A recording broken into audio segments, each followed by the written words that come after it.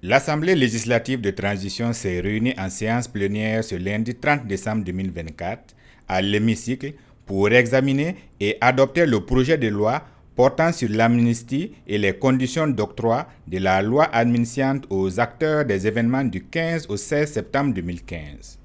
Sur les 70 députés présents, 67 ont voté en faveur de cette loi. Pour la grâce amnistiante, les personnes se trouvant dans ces conditions de fait devraient faire une demande adressée au chef de l'État, il est dit que ce n'est pas décret présidentiel, ou par arrêté du ministre en charge de la justice. À l'issue de cette demande qui sera formulée par les intéressés, pensant être dans les conditions pour bénéficier de la grâce amnistiante, comme on l'a décrit dans la loi, une étude du dossier est faite pour savoir si les intéressés remplissent les conditions, si les intéressés font preuve également d'engagement et de sacrifice sur le théâtre des opérations, ou si les intéressés sont dans de telles conditions. Le ministre de la Justice a expliqué que cette loi vise à permettre aux acteurs des faits de bénéficier d'une amnistie tout en s'inscrivant dans une démarche qui respecte les principes de la justice et de l'équité.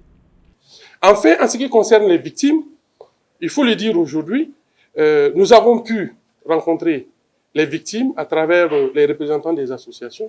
Nous leur avons expliqué le contenu de la loi, à ce que la loi, il est expressément inscrit dans la loi de 1961, mais cette disposition est également reprise dans la présente loi expressément que l'amnistie ne touchera en aucun moment à leur droit de partie civile.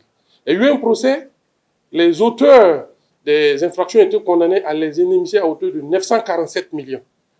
La loi d'amnistie ne peut pas toucher cette condamnation et cela ressort expressément de la loi. Cependant, cette décision suscite des réactions contrastées. Les victimes de l'événement de septembre 2015, qui considéraient initialement cette loi comme une injustice, ont été davantage éclairées après une rencontre avec le ministre. Je dois dire d'abord que nous avons appris ce projet de loi suite au compte rendu du Conseil des ministres du 18 décembre 2024, à l'issue de laquelle nous avons appris que le gouvernement projetait et présentait à l'hémicycle un projet de loi d'amnistie.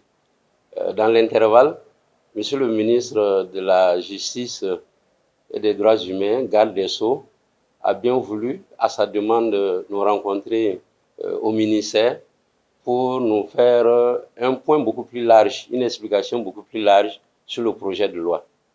Et c'est à l'issue de cela que nous avions été beaucoup plus situés sur les intentions réelles du gouvernement.